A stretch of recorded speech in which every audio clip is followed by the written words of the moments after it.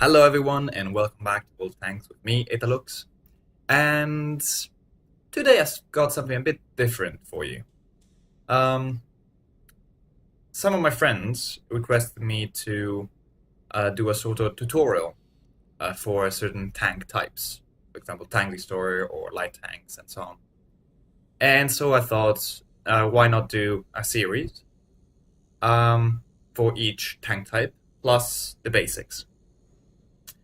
And today I will start with the basics of World of Tanks. So if you are an experienced player, many of these things you will know already, but some might be still quite useful for you.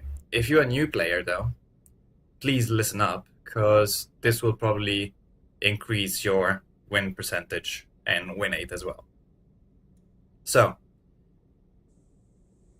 what is World of Tanks? World of Tanks is a game you play in teams of 15 against 15, and you have to either destroy the enemy team or cap before the game ends. So, in World of Tanks, you have 5 tank types.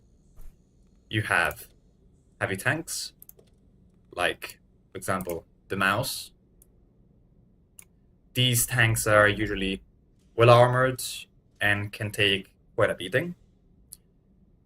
Then you have the medium tanks, like, for example, the Batchat. Medium tanks are usually quite agile. They pack quite a punch. Usually they have really good DPM as well, and have fairly good camo ratings. And I will get to this afterwards again. Then we have the light tanks, like, for example, the T49 we've seen before, and the 1390. And these tanks are really small, really quick, really maneuverable. They have a small hit pool, so they cannot get hit too often. And their guns are usually not the best. Their job is not to deal damage, their job is to allow the allied team to damage the enemy team throughout spotting and giving your team information. So, if you're a light tank driver, your job is hard. Light tanks are hard to master, especially for a newbie. Okay? But they can be extremely rewarding. Now, fourth class are tank destroyers. And tank destroyers are like, for example, the FV215B183. Are usually tanks that deal, well, in this case, really, a massive amount of damage. Some of them can take quite a beating because they're well armored, like the Jagdpanzer V100. But usually, they play from like the back line. They play on long distances. So they usually have fairly accurate guns and really powerful ones. Like, for example, the FV215B183 can literally one-shot a tier 10 tank. And then last, we have the artilleries. Like, for example, the FV207. I'm afraid I don't have a tier 10 artillery to show you, but my highest one is this one, so I'll show you this one. Artilleries are probably most hated class in World of Tanks. And they're hated because they can literally shoot you from across the map even when you think you're safe. For example, you hide behind a building so that you are protected from one flank from the enemy tanks, but artillery, which positioned itself in a good location, is still able to shoot you and still able to deal massive amount of damage. Some artilleries can literally one-shot you, depending on how much armor you've got and so on. Your channel timed out. But some artilleries, like, for example, the tier 10 American T92 can deal a monstrous amount of damage to you and usually one-shot you. So these are the tank types here in all the tanks. Now, when you enter the garage, you have on your right all the statistics for that tank. So for example, let's go again with the mouse. You'll see down here all the statistics, and if you click on it, it will tell you what, like, all the statistics in detail. So you have standard shell damage, for example, from 368 to 613. This is the minimum amount of damage that the tank can cause to the maximum. There is always an RNG, okay? There is not fixed amount of damage that you will deal. It's always between 368 and 613 for this tank. Then same goes with penetration. The mouse has between 185 to 308 standard shell penetration. This means that you might get really lucky and penetrate quite a lot of armor, like 308 millimeters of armor, but you might be really unlucky and bounce off 186 millimeter of armor. Okay? Yeah, I know it can be quite stupid, but it's in the game, you have to accept that. Then you have the rate of fire, which is the how many shots per minute you can fire. The reload time, 14 seconds. The turret reverse speed, which is the time the turret turns around. The gun depression, gun elevation angle, so how far down and how far up the gun can go. The aiming time, which is basically when you are in sniper mode, how much time it takes for the gun to aim fully. Then you have the dispersion at 100 meters, so basically it's how precise the gun is. The lower the number, the better. 0.36 is acceptable. It's not the best, but it's acceptable. And you also have the average damage per minute. So if I keep firing in 1 minute, every time I can, I will deal on average 2,105 with the mouse. Okay? Now, we've seen the firepower, and let's go to survivability, and we can see here that the mouse is like almost the maximum. So the mouse has 3,000 hit points, and here you can see the whole armor and the turret armor. Mind the fact that you will have to account for the effective armor, the slopes, and like spaced armor as well. But you cannot see it in here. Now, mobility. You have tank weights and the load limits, which basically for like normal tanks, not tier 10s, because this one you cannot like research more. But for example, let's go with the VK.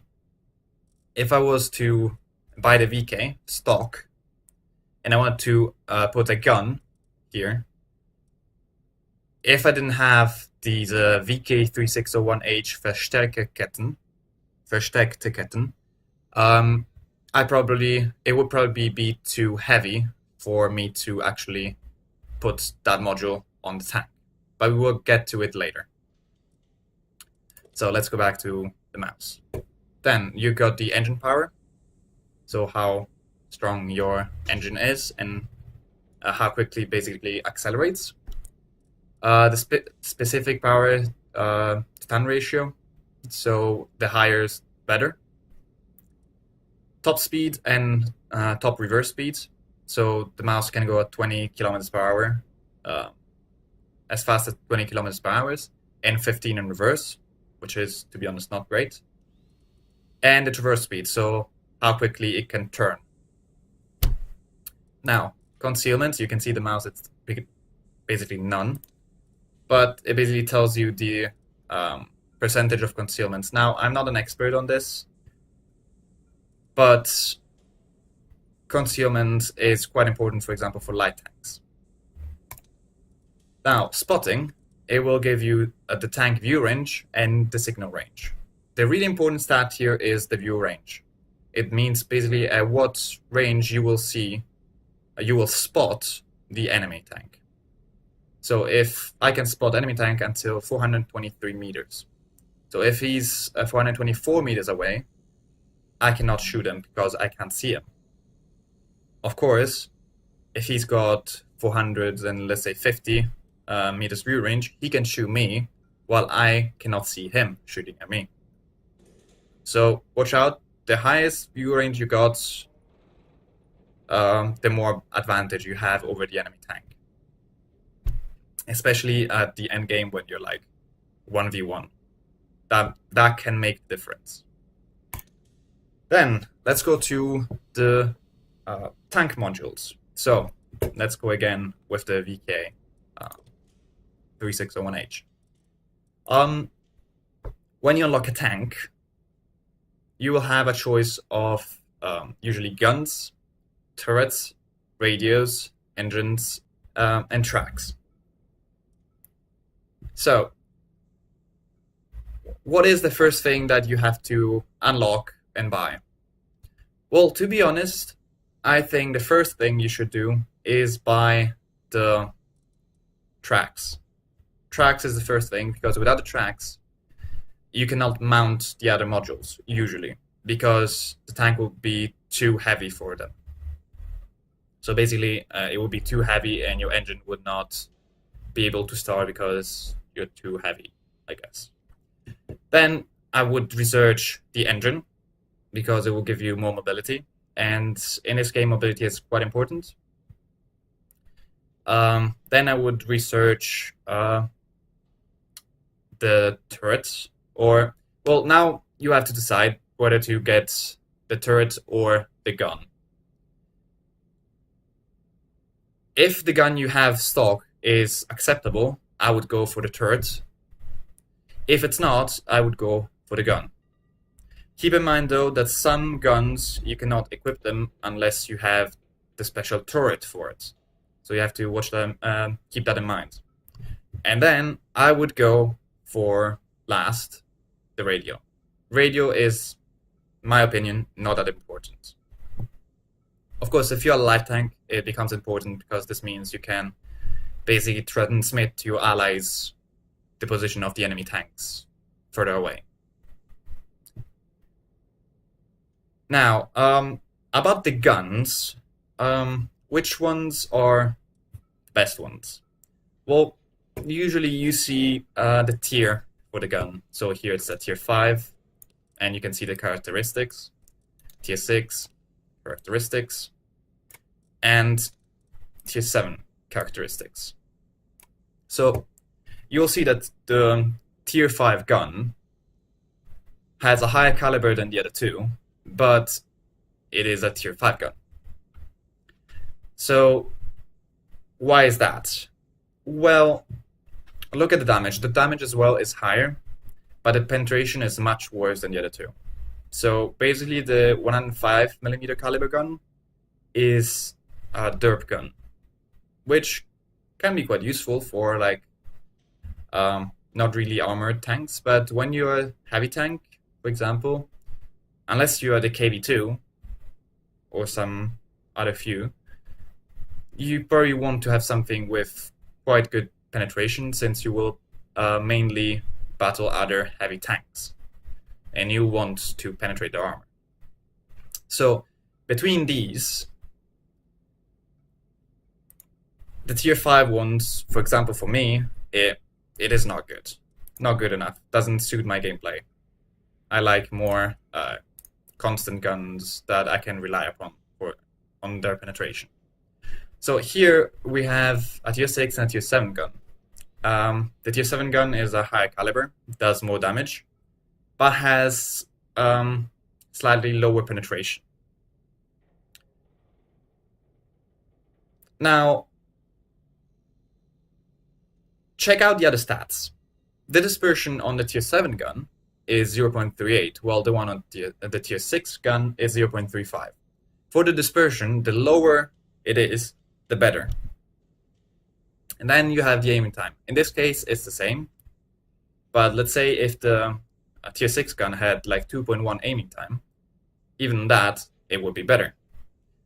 Now here, the tier 6 has better penetration than a tier 7 gun. Now it's up to you to decide whether it's better the tier 6 or the tier 7 gun. They have 2 different alpha damage, 2 different penetrations. At this point, I would go with the one that has more DPM, so damage per minute, and I would calculate it with a calculator. You basically take the average damage and you multiply it by the rounds per minute, the rate of fire. So in this case, 135 times 12.5, which now I'm not going to do the math, and in the other case, 220 times 8.7. And that's how I would choose my gun. Right, what's next? Equipment and consumables. So, when you are in the garage, you will have here some slots. Okay? This is for the equipment you can use on the tank, consumables you can use on the tank, and the ammo that you will have to use on the tank. Because a tank without ammo is not going to go really far. Now, here are the modules that you have put from the tech tree. Like from the, if you go in the research button, that's what you see. And if you click right, you can see the characteristics. But now let's focus on the equipment. So if you click here, you will have a choice of quite a few equipments. So if you are new to the game, I would suggest you to kind of try them out while you play and see what goes best with your tank. But in general, my standard one is improved ventilation class, vertical stabilizer, and either the large caliber tank gun rammer or the coated optics on tanks. So like heavy tanks and medium tanks. On light tanks, I would take improved ventilation class 3, the camouflage net, and the binocular telescopes. Or either the binocular telescope or the coated optics, depending on how much spotting range that tank has, how much view range it has. Then for tank destroyers, I would do basically the same as light tank. For SPGs, if we see what I've got in my FV, I've got the enhanced gun lane drive, which makes the gloom for the aiming gloom go down quicker. I've got the gun rammer, which basically makes me reload faster, and I've got the improved ventilation. Again, it makes everything go a bit faster. So that's why it's really useful. Now, regarding consumables, this is artillery. Let's say heavy tanks. Now, this is a tier 10 heavy. Usually on tier 10s, I use premium consumables. Because anyway, I got quite a few of them, so why not use them? But in general, I would take a small first aid kit and a small repair kit and a manual fire extinguisher, or an automatic fire extinguisher. Now, while you go on playing with tanks, you will become better. And when you become better, you might want to choose like the premium consumable like chocolate for the Germans, or tea and pudding for the British, and so on, which basically gives a bonus to all, to basically kind of everything in your tank. So like aiming time, reload time, your crew skills, I'm gonna get to that later, and so on. So when you become better, you might want to use that. But if you're not an experienced player, start with a small first aid kit, small repair kit, and a manual fire extinguisher. Remember these cost credit. So if you press the resupply button, they will resupply automatically after each battle. This means that if I use small repair kit, a small first aid kit, and a minor extinguisher in a battle, which usually costs 3,000 credits each, that would make 9,000 credits that I spend just on consumables. So at lower tiers, watch out because your income is not that great. Now, ammo types. So,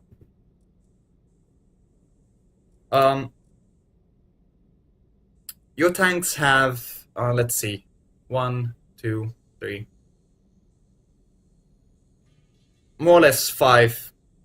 There are more or less in the game 5 ammo types that you can use on tanks. Well, 6, really, but let's say mainly 5. The first one is AP. It's usually a standard round, so it costs normal cost for a shell. It's your standard shell, and it usually has fairly good penetration, normal amount of damage for the tank. Then the tank can use the gold round, which is in this case APCR, but it can be also heat, and I will get to heat in a second. APCR, the difference between AP and APCR is APCR has better penetration and better shell velocity in the air. So if I was to fire at a tank 1,000 meters away with an AP shell, it would take me, let's say, 1 second. With an APCR shell, it would take me 0.5 seconds. So the APCR is quicker and has more penetration. Usually, I think for every tank in the game, the damage is the same. There are some exceptions with some tanks. For example, the SU-100Y has... So this is basically the premium round and has worse penetration, but bigger alpha damage. It's still AP, still the same shell velocity, but less penetration, more alpha damage. So watch out with your ammo loadout. Now going back to mouse, the third that it can use, it's HE. I always carry some HE on my tanks, except maybe for autoloaders like the Batchat, because they don't have really a lot of ammo storage. But I always carry HE with me otherwise, because HE have really bad penetration. So you can see here it's between 49 and 81 millimeters, which at tier 10 it's unlikely to go through unless you're shooting, let's say, at a Guerrilla 15. But they have higher alpha damage. Now this alpha damage, you're gonna do this damage only if you penetrate the tank. If you don't penetrate the tank, the shell, unlike bouncing like APCR and AP and heat would do some splash damage. So instead of doing, let's say, between 473 to 768 damage, I could do like 100 damage, just because of the splash damage of the shell. This is usually the shell that artillery uses as well. So that is why if an artillery shell does not hit you fully, but it lands next to you, you will still receive damage from it, and quite substantial one, since the caliber of the gun is so big. Therefore, just to make it clear, the higher the caliber of the gun, the higher splash damage it will do to the tank. Now that as well, it's all like RNG, but that's how it works. For example, if you are in a KV2 with a 152 millimeter gun, you're gonna do some serious damage even if you do not penetrate your HE shell. And that's what the KV2 does when it's in front of like heavy tanks. It just splashes them for like 300 damage each shot. Another variant, there are two other variants of the HE shells. You got the HESH shells, like on the German Bulldog here. It basically has higher penetration than a normal HE round, but for the rest it's the same. So the alpha damage is going to be the same. And then you have the HESH rounds, like on the Tank Destroyer FV215B183. What's so special about the HESH? Well, they have really high penetration for an HE shell. So you can see here it's between 173 and 288. So yeah, this means that I can basically just throw a shell against an E100 and I might actually pen it and do full damage from it. And the damage from HESH shell from a 183 does an average of 1,750 damage, which is monstrous. It can literally one-shot tanks at tier 10, as I said before. So that is the specialty of the HESH shell. I think the FV215B has them as well, yes, instead of the HE. But again, the penetration is really good. Still not usually enough to go through frontally a heavy tank. So use it, for example, if you have the back of the enemies towards you, basically the less armored parts of it. The last shell that I haven't really described yet are heat. Let's see, and with heat, this should have heat. Yes, it does. Okay, heat shell work in this way. Basically, they penetrate and then they explode. They penetrate the armor and then they explode doing damage. This means that they are ineffective against spaced armor. So if I were to shoot with my German Bulldog the side of an IS-3, for example, with my heat shell, and I would hit the side skirts, user in your channel timed out. The heat round would penetrate the side skirt, explode, but not penetrate the other metal skirt behind the side skirt, therefore doing no damage whatsoever to the tank, which can be pretty annoying. Same goes for tracks. Tracks are like spaced armor. They act like spaced armor, and that is why if you shoot heat at tracks, you probably will not do any damage. So you might be like, why use heat? Well, heat have tremendous penetration on against flat surfaces. So you could use it, for example, to penetrate frontally a heavy tank. Of course, if the penetration is high enough.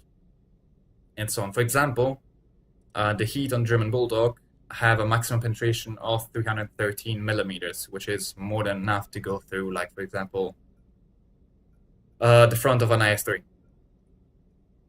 Of course, again, this is the maximum, and there is the RNG and so on. So, I don't know. It's going to be really unlikely that you will get 313 millimeters of penetration. The average penetration, you will find it on the description of the gun. This one is on standard rounds.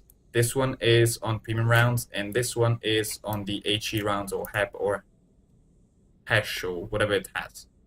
Okay, so check out your ammunition before going to battle, and remember, whenever you buy a tank, it comes without ammunition. So, buy the tank, but do not go straight into battle. Load some ammunition first. Now, before we get with some gameplay and so on, I'm going to talk about crew skills. The more you get into World of Tanks, the more your crew for the tanks will become like skilled. They have an experience. Here you see it in percentage. This has the commander has 5% experience. Let's find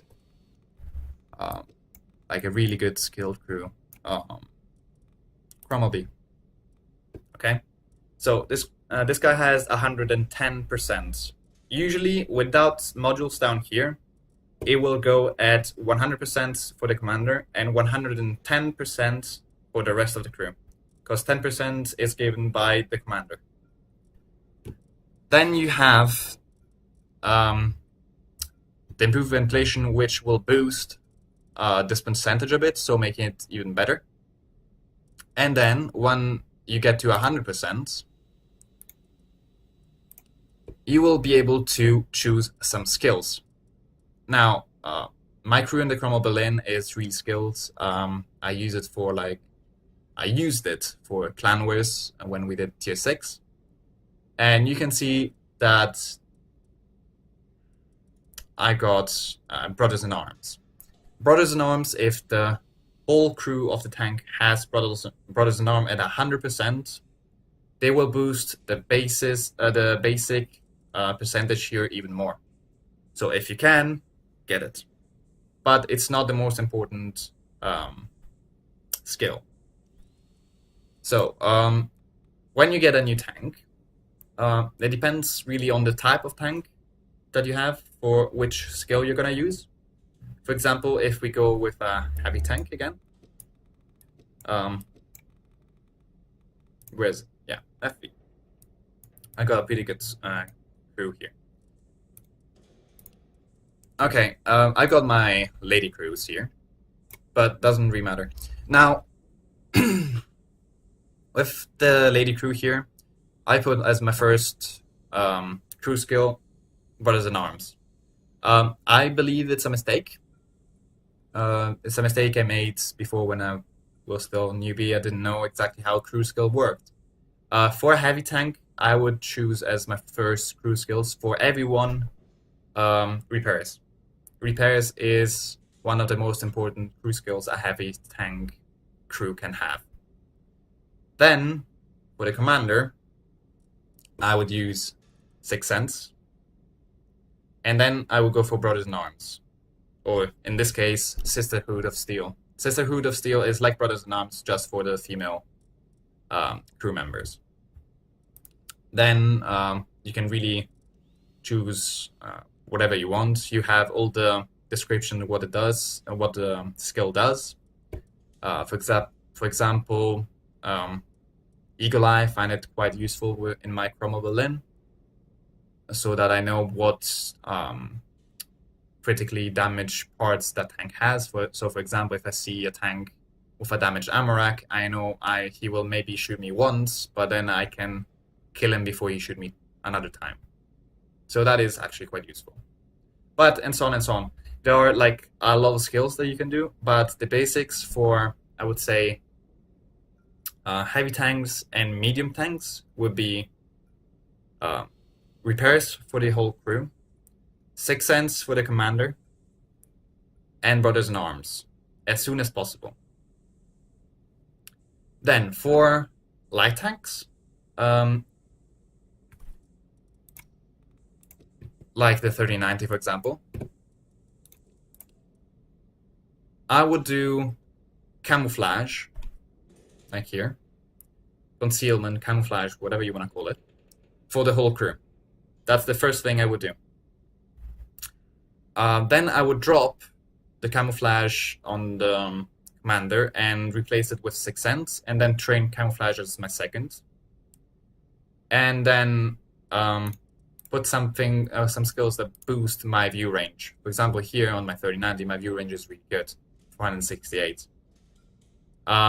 So for example, here I have designated targets, which is not what I expected to have. No, it's not what I expect to have. For example, I could use Brothers in Arms to boost my view range. I could use situational awareness. I could use recon. There are quite a few skills that you can use to boost the view range. And yeah, just give it a look to all the skills that there are here and see which ones might help your tank perform better in areas it wouldn't actually really perform well. or boost the areas that it already performs really well, but you can boost them even more. So like light tanks with the view range. One thing about the view range, the limit in game for your view range is, if I remember well, 450 meters. So for example, my 3090 I got 468. In game, on like I'm gonna show you later, the line will be maximum of the line of my view range will be maximum 450 meters.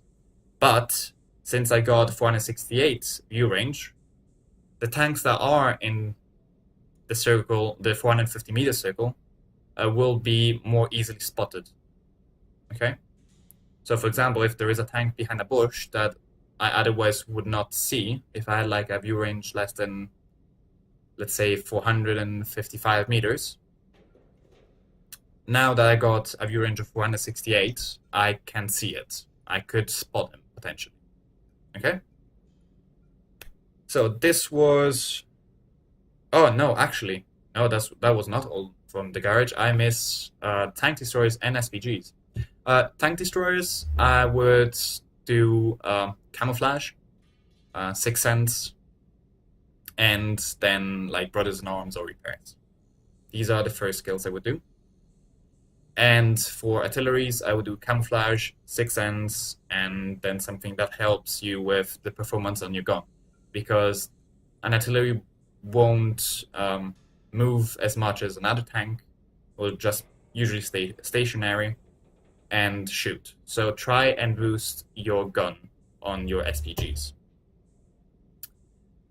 You might have seen that on every tank I say take 6 cents, and that is because 6 cents is incredibly important in World of Tanks. Knowing when you are spotted, even if it's like 3 seconds after you actually get spotted, is a formidable asset. Okay? When you get that light bulb, you can just pull down and cover before some tanks can even aim at you, stop aiming at you. Okay? So yeah, sometimes you are gonna get shot anyway, but it might save your life, 6 cents. So please take it, especially on a light tank. Please take 6 cents as soon as you can. Now, I think we are done with the garage. Let's go in game. And here we go on the live server, and today I'm driving the FV215B, the tier 10 British heavy tank, and I'm platooning with my good buddy Tiger Ace 2 in his 121 tier 10 Chinese medium tank. I'm not here to talk about the gameplay. I'm gonna stop it right now. I'm here to talk about how you can improve your gameplay. So first of all, you have to learn the maps, and you have to learn where to go with each kind of tank on that map you're in. And that really just comes out with experience. But if it's your first time on a map, I would suggest you to follow the other tanks of your same type, because they probably will know where to go. They probably have more experience than you if you are a newbie. If you're not, I'm not sure why you're still listening to me. But if you're a newbie, you might want to follow the more experienced players. Now, this doesn't mean they're right with the position, but good chances are they know what they're doing. Second thing, during the countdown, you should analyze your and the enemy's team list and see what's different and where the tank should be going. So we can see that my team has the heavy tank advantage, while the enemy team has the medium and the tank destroyers advantage. So on this map, I'm gonna put the minimap big. Heavies tend to go around here on the 1, 2, 3, 4, and 5 line, while the mediums tend to go to the 7, 8, 9, and 0 line. Now, personally, I like to be in this area with my heavy tanks. I do not push through the beach, because if I win the beach and then I go up, I'm gonna get shot by the tank destroyers camping at base. And I do not like that, and therefore I'd much rather go frontally against them and go from cover to cover while digging them out, rather than exposing my sides to them while going up here. Now, from the setup of the teams, I would say that we are gonna win the left side of the minimap, and the enemy team is gonna win the right side.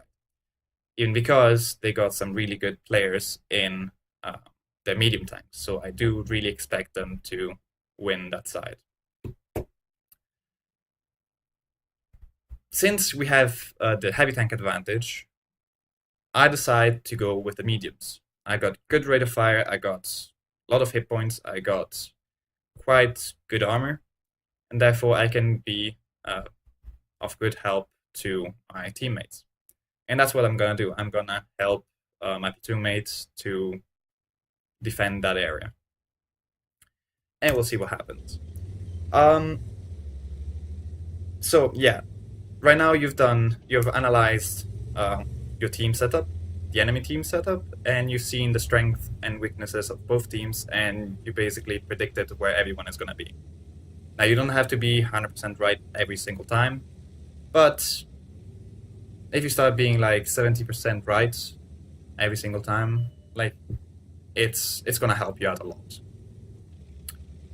So, one thing I want to add, use the minimap not just at the start of the game, but during the game.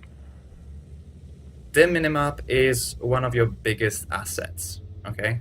You can see everything that happens in the battlefield through the minimap. You don't need to like turn around your turret towards the area you're interested in. You just need to see what's happening on the minimap, okay? I know it sounds stupid, but trust me, a lot of people do not do it.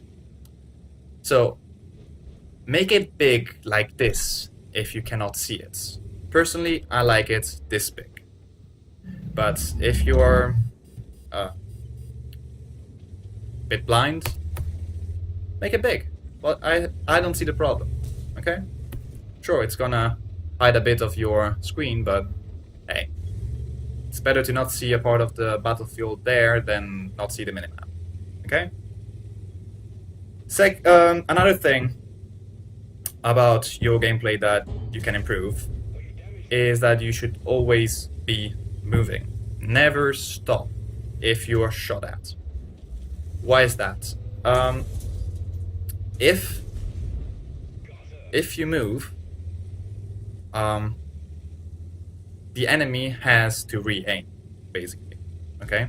And I know it sounds normal, like, it sounds stupid what I'm saying, but you'd be surprised how many people actually stop when they get shot at.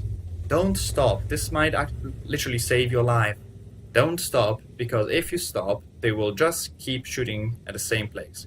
If you keep moving, the gloom of your gun in sniper mode, the gloom of the enemy's gun on sniper mode will be bigger, and unless they snap a shot and they risk to miss you,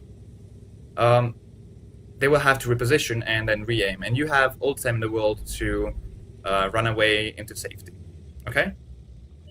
So, one more thing. Use the cover. Don't go in like an open space. Use the cover. There are hills, there are houses in every single map. Use the cover, not just from artillery. Use the covers from tank destroyer, heavy tank, anything, okay? Even from light tanks, just from spotting you. Literally, use the bushes if you don't want to get spotted. One more thing, the bush mechanic is really important in wolf tanks. If you want to shoot someone through a bush and you think you're not going to get spotted, think again, because that's going to happen only if the bush you're shooting through does not allow you to see through it. You will see the outline of the enemy tanks anyway, even if you don't see them. But they will not be able to see you at that point. I hope that makes sense. Basically, when you can see through the bush, you can see the enemy tanks and so on. And so you spot them. But if you go back and the bush becomes unclear, you cannot see through it, then neither can the enemy tanks when you shoot. So yeah, that's basically one of the biggest tactics in World of Tanks, really. One more thing. Angle your armor. Even if you have like a crappy armor, like in the, I don't know, like the Bat Chat, okay, or the 50B, angle your armor. Do not go straight at your opponents with your armor unangled. Angled armor is more effective, will bounce more shots. I'll go through it with, I guess, the heavy tank video at some point. So I'm not gonna talk in detail about it, but trust me, try an angle. Go, I'm not saying sideways towards the enemy, but diagonally, more or less. I will show it to you during the heavy tank video. Aim for weak spots. If you don't know every single weak spot for every single tank, that's not such a huge problem, since on a general basis, the weak spots of the tanks are usually the lower plates and the cupola. So if you look at the FE215B, will be the lower plate and the cupola here on top. Or if you look at T125, will be the cupola here on top. Let me go in sniper mode again. Come on. Okay, the cupola here on top and the lower plate, which now is angled, so it's kind of hard to penetrate. In this case, when they have side, shoot at the side, or even better, shoot at the tracks to track them. So they use their repair kits. Okay. Next, keep your hit points in the game.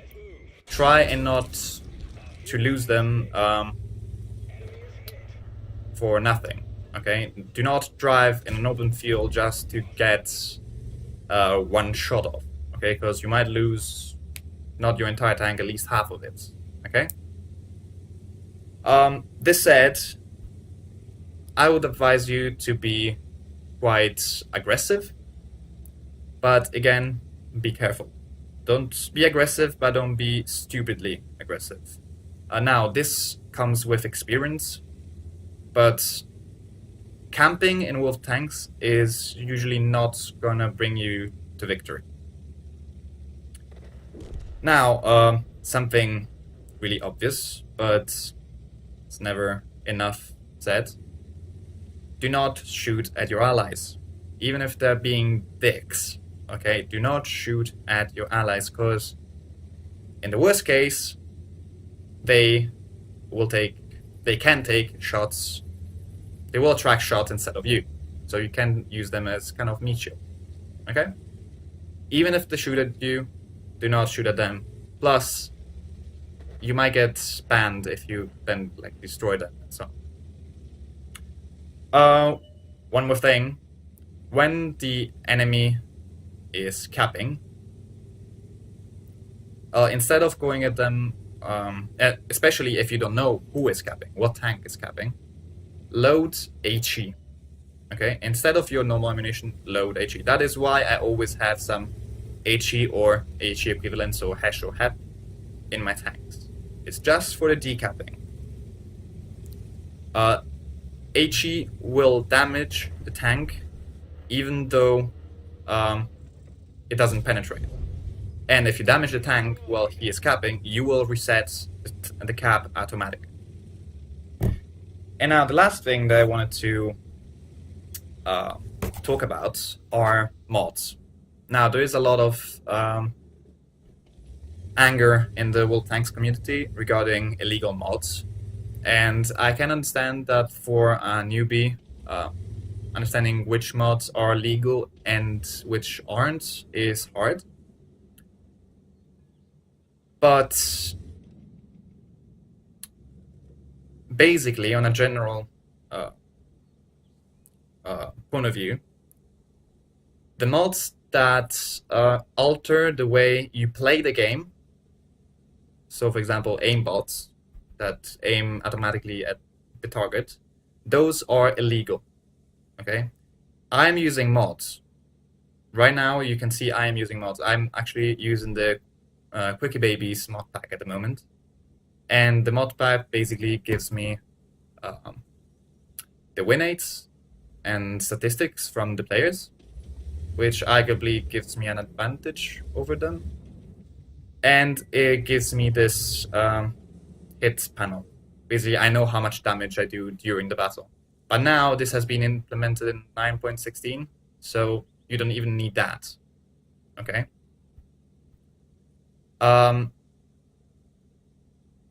would say that if you can play the game without any mods, after you played with mods for a while, and you can play the game without any mods well, just as much as you played with mods, then the mods you were using were probably legal.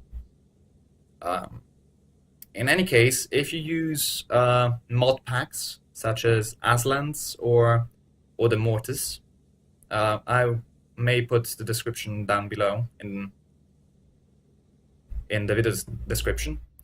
I'm gonna put the links.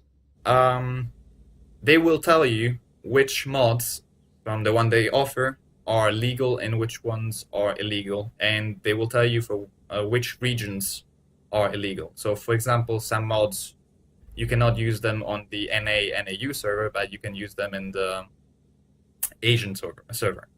Okay, so be careful about that. Be careful about mods because it might get you banned. And really, that's it for my list, guys, that I prepared for this huge discussion.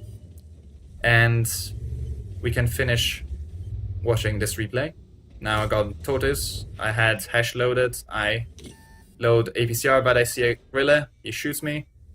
Budget 1 for 555, misses me, shot him down. I can reload before the gorilla 15, come on. Kill him. I have to worry about the artillery, There is the Tortoise. I do not want to get spotted right now, because the artillery is still on play. Too bad we didn't pen there, even with APCR. Now, you see what I did? I've put a house between me and the Tortoise. What did I tell you? Use the cover, not just because of the shots, but because of the view range. The Tortoise could see me and say my position to the enemy artillery, which could literally one-shot me right now. So what do? I put the house between me and the Tortoise in order to avoid detection. And therefore I can relocate, which is what I'm going to do. So, here another house. And around there are bushes, trees, and so on. I'm not spotted anymore, so I'm fine from artillery. But they will be aiming here, and I have to be ready. Now I'm gonna try to go on the same spot I was before, overlooking the cap.